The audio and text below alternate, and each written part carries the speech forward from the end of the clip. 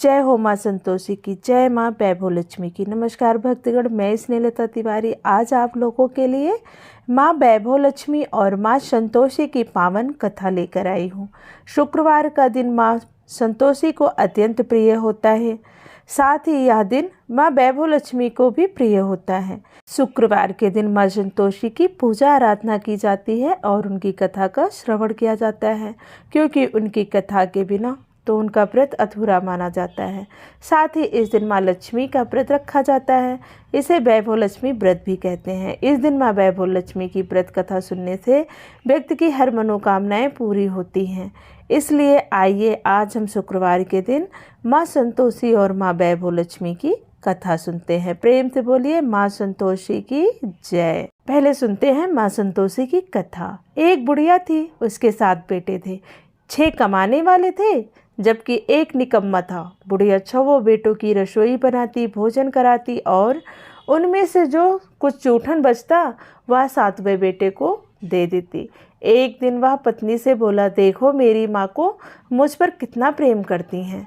वह बोली, क्यों नहीं, सबका जूठा जो तुम्हें खिलाती हैं।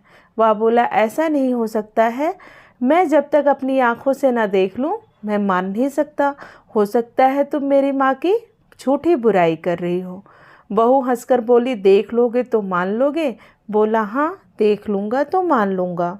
कुछ समय बीता। कुछ दिन बाद त्योहार आया। घर में 7 प्रकार के भोजन और चूरमे के लड्डू बने। वह जांचने के लिए सिर दुखने का बहाना करके पतला वस्त्र सिर पे ओढ़े रसोई घर में सो गया। वह कपड़े में से सब कुछ देखता रहा। 6 भाई भोजन करने आए। उसने देखा माँ ने उनके लिए सुंदर आसन बिछाकर नाना प्रकार की रसोई परोसी और आग्रह करके उन्हें जिमाया। यह सब देखता रहा। 6 भोजन करके उठे तब माँ ने उनकी जूठी थालियों से लड्डुओं के टुकड़े उठाकर एक लड्डू बनाया। जूठन साफ कर बुढ़िया ने उसे पुकारा, बेटा 6 भाई भोजन करके गए, अब तू भी बाकी है, उठ, तू कब खाएगा। वह कहने लगा, माँ मुझे भोजन नहीं करना, मैं अब परदेश जा रहा हूँ। माँ ने कहा, कल का जाता हो, आज चला जा। वह बोला, हाँ आज ही जा रहा हूँ। यह कहकर वह घर से निकल गया। चलते समय पत्नी की याद आ गई। वह गौशाला में कंडे थाप रही थी। वहां जाकर बोला, हम जावे परदेश आवेंगे कुछ काल, तुम रहियो संतोष से धर्म अपनो पाल। वह बोली, जाओ पिया आनंद से हमरो सोच हटाए, राम भरोसे हम रहे ईश्वर तुम्हें सहाय। 2 निशानी आपन देख धरूं मैं धीर, सुधिमति हमारी बिसारियो रखियो मन गंभीर। वह बोला, मेरे पास तो कुछ नहीं है, या अंगूठी है सो ले ले और अपनी कुछ निशानी मुझे दे। वह बोली, मेरे पास क्या है, यह गोबर भरा हाथ है। यह कहकर उसकी पीठ पर गोबर के हाथ की थाप मार दी। वह चल दिया। चलते चलते दूर देश पहुंचा। वहां पहुंचकर देखा एक साहूकार की दुकान थी। वहां जाकर कहने लगा, भाई मुझे नौकरी पर रख लो। साहूकार को जरूरत थी, बोला रह जा। लड़के ने पूछा, तनख्वाह कितनी दोगे। साहूकार ने कहा, काम देखकर दाम मिलेंगे। साहूकार की नौकरी मिली। वह सुबह 7 बजे से रात के 10 बजे तक नौकरी पर जाने लगा। कुछ दिनों में दुकान का सारा लेन देन, हिसाब किताब, ग्राहकों को माल बेचना, सारा काम करने लगा। साहूकार के 7-8 नौकर थे। सब चक्कर खाने लगे, यह तो बड़ा होशियार बन गया है। और सेठ ने काम भी देखा और 3 महीने में ही उसे आधे का मुनाफेदार बना दिया। कुछ वर्ष में ही नामी सेठ बन गया और मालिक सारा कारोबार उस पर छोड़कर चला गया। इधर उसकी पत्नी को सास ससुर दुख देने लगे। सारी गृहस्थी का काम करा के उसे लकड़ी लेने जंगल में भेजते। इस बीच घर के आटे से जो भूसी निकलती उसकी रोटी बनाकर रख दी जाती और फूटे नारियल की नरेली में पानी। एक दिन वह लकड़ी लेने जा रही थी। रास्ते में बहुत सी स्त्रियां संतोषी माता का व्रत करती दिखाई दी। वह वहां खड़ी होकर कथा सुनने लगी और पूछा, बहनों तुम किस देवता का व्रत करती हो और उनके करने से क्या फल मिलता है। यदि तुम इस व्रत का विधान मुझे समझा कर कहोगी तो मैं तुम्हारा बड़ा एहसान मानूंगी। तब उसमें से एक स्त्री बोली, सुनो, यह संतोषी माता का व्रत है। इसके करने से निर्धनता दरिद्रता का नाश होता है और जो कुछ मन में कामना हो वह सब माता संतोषी की कृपा से पूरी होती है। तब उसने उनसे व्रत की विधि पूछी। वह भक्तिनी स्त्री बोली, 1.25 आने का गुड़ चना लेना, इच्छा हो तो 5.25 आने का लेना या 1.25 रुपये का भी सहूलियत के अनुसार लाना। बिना परेशानी और श्रद्धा व प्रेम से जितना बन पड़े सवाय लेना। प्रत्येक शुक्रवार को निराहार रहकर कथा सुनना। इसके बीच क्रम टूटे नहीं। लगातार नियम पालन करना। सुनने वाला कोई ना मिले तो घी का दीपक जला उसके आगे या जल के पात्र को सामने रखकर कथा कहना। जब कार्य सिद्ध ना हो तो नियम का पालन करना और कार्य सिद्ध हो जाने पर व्रत का उद्यापन करना। किसी के ग्रह खोटे भी हों तो भी माता वर्ष भर में कार्य सिद्ध करती हैं। फल सिद्ध होने पर उद्यापन करना चाहिए, बीच में नहीं। उद्यापन में 2.5 सेर आटे का खाजा तथा इसी परिमाप से खीर तथा चने का साग करना। 8 लड़कों को भोजन कराना। जहाँ तक मिले देवर जेठ भाई बंधु के हों, ना मिले तो रिश्तेदार और पास पड़ोसियों को बुलाना।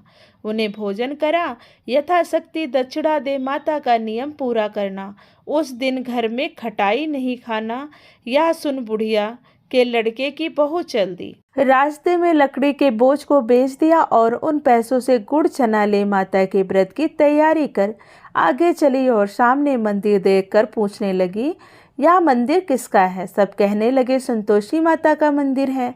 यह सुनकर माता के मंदिर में जाकर चरणों में लौटने लगी। दीन हो विनती करने लगी, माँ मैं निपट अज्ञानी हूँ, व्रत के कुछ भी नियम नहीं जानती हूँ, मैं दुखी हूँ। हे माता जगत जननी, मेरा दुख दूर कर, मैं तेरी शरण में हूँ। माता को दया आई। एक शुक्रवार बीता कि दूसरे शुक्रवार को उसके पति का पत्र आया और तीसरे शुक्रवार को उसका भेजा हुआ पैसा आ पहुंचा। यह देखकर जेठ जिठानी मुंह सिकोड़ने लगे। लड़के ताने देने लगे, काकी के पास पत्र आवे, रुपया आने लगा है, अब तो काकी की खातिर बढ़ेगी।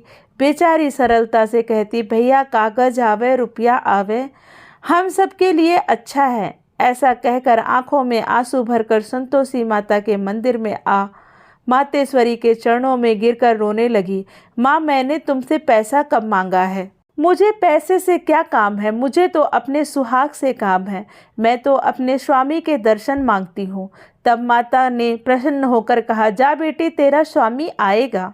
यह सुनकर खुशी से बावली होकर घर जाकर काम करने लगी। अब संतोषी माँ विचार करने लगी, इस भोली पुत्री को मैंने कह तो दिया कि तेरा पति आएगा, लेकिन कैसे? वह तो इसे स्वप्न में भी याद नहीं करता। उसे याद दिलाने के लिए तो मुझे ही जाना पड़ेगा। इस तरह माताजी उस बुढ़िया बेटे के पास जा स्वप्न में प्रकट हो कहने लगी, साहूकार के बेटे सो रहा है या जागता है? वह कहने लगा, माता सोता भी नहीं जागता भी नहीं, कहो क्या आज्ञा है? माँ कहने लगी, तेरे घर बार है कि नहीं? वह बोला, मेरे पास सब कुछ है, माँ बाप है, बहू है, क्या कमी है? माँ बोली, भोले पुत्र तेरी बहू घोर कष्ट उठा रही है, तेरे माँ बाप उसे परेशानी दे रहे हैं, वह तेरे लिए तरस रही है, तू उसकी सुध ले। वह बोला, हाँ माताजी यह तो मालूम है, परंतु जाऊं तो कैसे? परदेश की बात है, लेन देन का कोई हिसाब नहीं है, कोई जाने का रास्ता नहीं आता, कैसे चला जाऊं? माँ कहने लगी, मेरी बात मान, सवेरे नहा धोकर संतोषी माता का नाम ले, घी का दीपक जला, दंडवत कर दुकान पर जा बैठ। देखते देखते सारा लेन देन चुक जाएगा, जमा का माल बिक जाएगा, सांझ होते होते धन की भारी ढेर लग जाएगी। अब बूढ़ी माँ की बात मानकर वह नहा धोकर संतोषी माता को दंडवत घी का दीपक जला दुकान पर जा बैठा। थोड़ी देर में देने वाले रुपया लाने लगे, लेने वाले हिसाब लेने लगे। कोठे में भरे सामान के खरीदार नगद दाम दे सौदा करने लगे। शाम तक धन का भारी ढेर लग गया। मन में माता का नाम ले, चमत्कार देख प्रसन्न हो घर को जाने वास्ते गहना कपड़ा सामान खरीदने लगा। यहाँ काम से निपट तुरंत घर को रवाना हुआ। उधर उसकी पत्नी जंगल में लकड़ी लेने जाती है। लौटते वक्त माता जी के मंदिर में विश्राम करती है। वह तो उसके प्रतिदिन रुकने का जो स्थान ठहरा। धूल उड़ती देख वह माता से पूछती है, हे माता, यह धूल कैसे उड़ रही है? माता कहती है, हे पुत्री, तेरा पति आ रहा है। अब तू ऐसा कर, लकड़ियों के 3 बोझ बना, एक नदी के किनारे रख और दूसरा मेरे मंदिर पर और तीसरा अपने सिर पर। तेरे पति को लकड़ियों का गट्ठर देख मोह पैदा होगा, वह यहाँ जरूर रुकेगा। नाश्ता पानी खाकर माँ से मिलने जाएगा। तब तू लकड़ियों का बोझ उठाकर जाना और चौक में गट्ठर डालकर जोर से आवाज़ लगाना, लो सासू जी लकड़ियों का गट्ठर लो, भूसी की रोटी दो, नारियल के खेपड़े में पानी दो, आज मेहमान कौन आया है। माता जी से वह बहुत अच्छा माँ कहकर वह प्रसन्न मन से लकड़ियों के 3 गट्ठर बनाई, एक नदी के किनारे पर और एक माता जी के मंदिर पर रखा। इतने में मुसाफिर आ पहुंचा। सूखी लकड़ी देख उसकी इच्छा उत्पन्न हुई कि वह यहीं पर विश्राम करे और भोजन बनाकर खा पीकर गांव जाए। इसी तरह रुककर भोजन बनाकर विश्राम करके गांव को गया। सबसे प्रेम से मिला। उसी समय सिर पर लकड़ी का गट्ठर लिए वह उतावली सी आती है। लकड़ियों का भारी बोझ आंगन में डालकर जोर से 3 आवाज़ देती है, लो सासू जी लकड़ियों का गट्ठर लो, भूसी की रोटी दो, आज मेहमान कौन आया है, और नारियल के खेपड़े में पानी दो। दिए हुए कष्टों को भुलाने हेतु कहती है, बहू ऐसा क्यों कहती है? तेरा मालिक ही तो आया है, आ बैठ जा, मीठा भात खा, भोजन कर, कपड़े गहने पहन। उसकी आवाज़ सुन उसका पति बाहर आता है। अंगूठी देख व्याकुल हो जाता है। माँ से पूछता है, माँ यह कौन है? वह बोली, बेटा यह तेरी बहू है। जब से तू गया है तब से सारे गांव में भटकती फिरती है। घर का कामकाज कुछ करती नहीं, 4 पहर आकर खाना खा जाती है। वह बोला, ठीक है माँ, मैंने इसे भी देखा है और तुझे भी। अब दूसरे घर की ताली दो, इसमें मैं नहीं रहूँगा, मैं अब उस घर में रहूँगा। माँ बोली, ठीक है, तेरी जैसी मर्जी। तब वह दूसरे मकान की 3री मंजिल का कमरा खोल सारा सामान जिमाया। एक दिन में राजा जैसा ठाट बाट बन गया। अब क्या था, बहू सुख भोगने लगी। इतने में शुक्रवार आया। उसने पति से कहा, मुझे संतोषी माता के व्रत का उद्यापन करना है। पति बोला, खुशी से कर लो। वह उद्यापन की तैयारी करने लगी। जिठानी के लड़कों को भोजन के लिए कहने गई।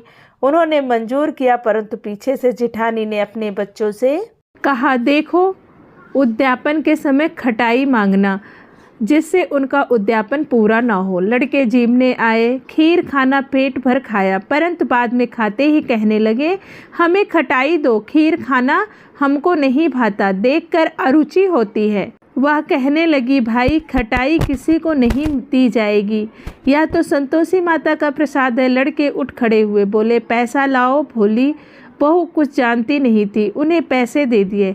लड़के उसी समय हट करके इमली खटाई ले खाने लगे। यह देखकर बहू पर माता जी ने कोप किया। राजा के दूत उसके पति को पकड़ ले गए। जेठ जिठानी मनमाने वचन कहने लगे, लूट लूट कर धन इकट्ठा कर लाया है, अब सब मालूम पड़ जाएगा, जब जेल की मार खाएगा। बहू से यह सहन नहीं हुआ। रोती हुई माता जी के मंदिर गई। कहने लगी, हे माता, तुमने क्या किया? हंसाकर अब भक्तों को रुलाने लगी हो। माता बोली, बेटी तूने उद्यापन करके मेरा व्रत भंग किया है। वह कहने लगी, माता मैंने कुछ अपराध किया है, मैंने तो भूल से लड़कों को पैसे दे दिए थे, मुझे क्षमा करो, मैं फिर तुम्हारा उद्यापन करूँगी। माँ बोली, अब भूल मत करना। वह कहती है, अब भूल नहीं होगी, अब बताओ वो कैसे आवेंगे? माँ बोली, जा पुत्री, तेरा पति तुझे रास्ते में आता मिलेगा। वह निकली, राह में पति आता मिला। वह पूछी, कहाँ गए थे? वह कहने लगा, इतना धन जो कमाया है उसका राजा ने कर मांगा था, वह भरने गया था। वह प्रसन्न हो बोली, भला हुआ, अब घर चलो। कुछ दिन बाद फिर शुक्रवार आया। वह बोली, मुझे माता का उद्यापन करना है। पति ने कहा, हाँ करो, खुशी से करो माँ का उद्यापन। बहू फिर से जेठ के लड़कों को भोजन को कहने गई। जेठानी ने 1-2 बातें सुनाई और सब लड़कों को सिखाने लगी, तुम सब लोग पहले ही खटाई मांगना, लड़के भोजन से पहले कहने लगे, हमें खीर नहीं खानी, हमारा जी बिगड़ता है, कुछ खटाई खाने को दो। वह बोली, खटाई किसी को नहीं मिलेगी, आना है तो आओ। वह ब्राह्मण के लड़कों को लाकर भोजन कराने लगी। यथाशक्ति दक्षिणा की जगह एक एक फल उन्हें दिया। संतोषी माता प्रसन्न हुई। माता की कृपा होते ही 9वें मास उसके चंद्रमा के समान सुंदर पुत्र हुआ। पुत्र को पाकर प्रतिदिन माता जी के मंदिर में जाने लगी। माँ ने सोचा, यह रोज आती है, आज क्यों न इसके घर चलूं। यह विचार कर माता ने भयानक रूप बनाया। कूड़ चने से सना मुख, ऊपर सूंड के समान ओठ, उस पर मक्खियां भिन भिन कर रही थी। देहली पर पैर रखते ही उसकी सास चिल्लाई, देखो रे, कोई चुड़ैल डाइन चली आ रही है, लड़को इसे भगाओ, नहीं तो किसी को खा जाएगी। लड़के भगाने लगे, चिल्लाकर खिड़की बंद करने लगे। बहू रोशनदान से सब देख रही थी। प्रसन्नता से पगली हो चिल्लाने लगी, आज मेरी माता मेरे घर आई है।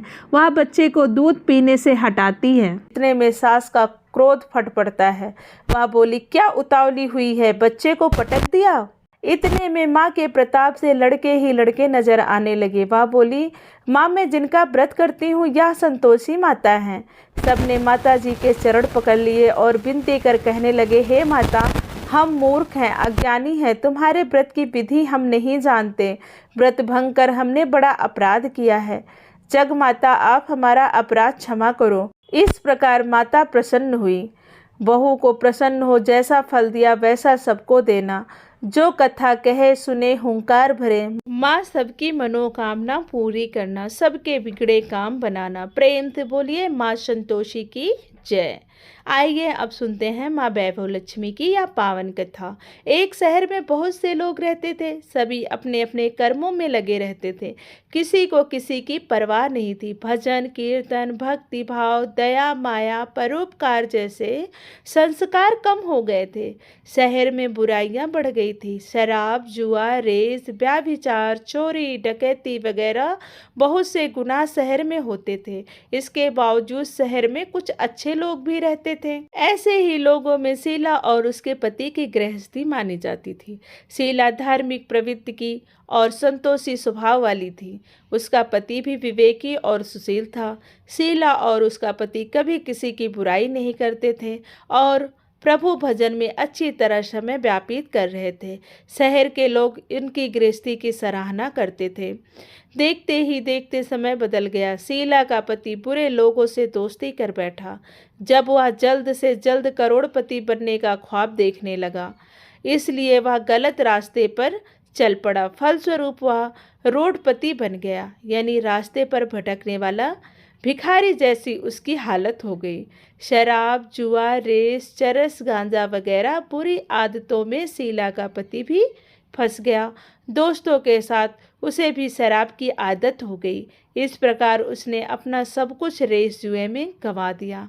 शीला को पति के बर्ताव से बहुत दुख हुआ, किंतु वह भगवान पर भरोसा कर सब कुछ सहने लगी। वह अपना अधिकांश समय प्रभु भक्ति में बिताने लगी। अचानक एक दिन दोपहर को उसके द्वार पर किसी ने आवाज दी। शीला ने दरवाजा खोला तो देखा कि एक माजी खड़ी हैं। उनके चेहरे पर अलौकिक तेज निखर रहा था। उनकी आंखों से मानो अमृत बह रहा था। उनका भव्य चेहरा करुणा और प्यार से छलक रहा था। उनको देखते ही शीला के मन में अपार शांति छा गई। शीला के रोम रोम से आनंद छा गया।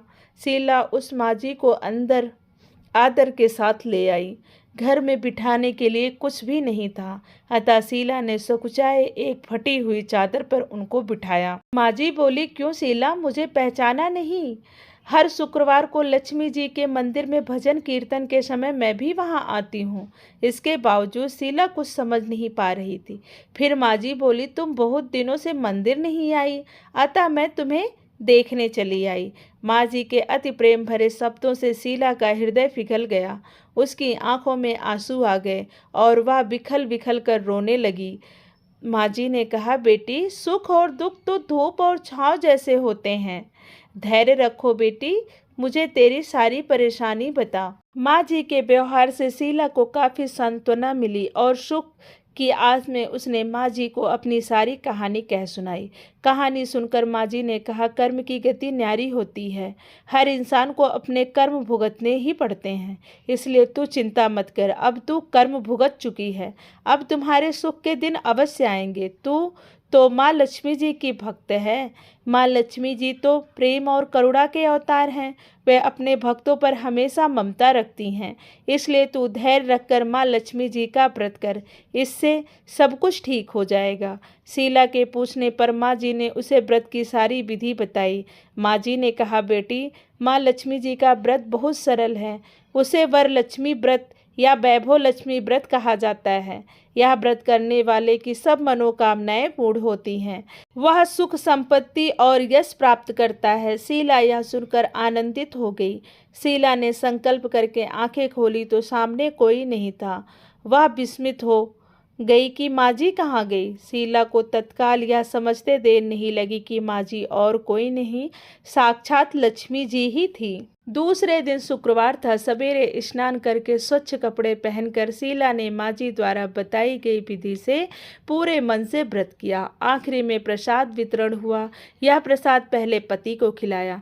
प्रसाद खाते ही पति के स्वभाव में फर्क पड़ गया। उस दिन उसने शीला को मारा नहीं, सताया भी नहीं। शीला को बहुत आनंद हुआ। उसके मन में वैभव लक्ष्मी व्रत के लिए श्रद्धा बढ़ गई। शीला ने पूर्ण श्रद्धा भक्ति से 21 शुक्रवार तक वैभव लक्ष्मी का व्रत किया। 21वें शुक्रवार को माँ जी के कहे मुताबिक उद्यापन विधि कर के 7 स्त्रियों को वैभव लक्ष्मी व्रत की 7 पुस्तकें उपहार में दी।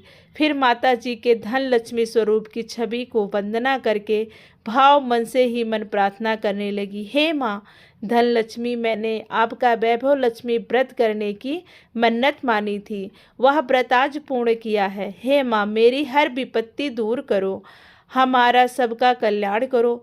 जिसे संतान न हो उसे संतान देना, सौभाग्यवती स्त्री का सौभाग्य अखंड रखना, कुंवारी लड़की को मनभावन पति देना। जो आपका यह चमत्कारी वैभव लक्ष्मी व्रत करे, उसकी सब मनोकामना पूर्ण करना, उसकी सारी विपत्ति को दूर करना, सभी को सुखी रखना। हे माँ, आपकी महिमा अपार है। ऐसा बोलकर लक्ष्मी जी के धन लक्ष्मी स्वरूप की छवि को प्रणाम किया। व्रत के प्रभाव से शीला का पति अच्छा आदमी बन गया और कड़ी मेहनत करके व्यवसाय करने लगा। उसने तुरंत शीला के गिरवी गहने रखे छुड़ा दिए। घर में धन की बाढ़ सी आ गई। घर में पहले जैसी सुख शांति छा गई।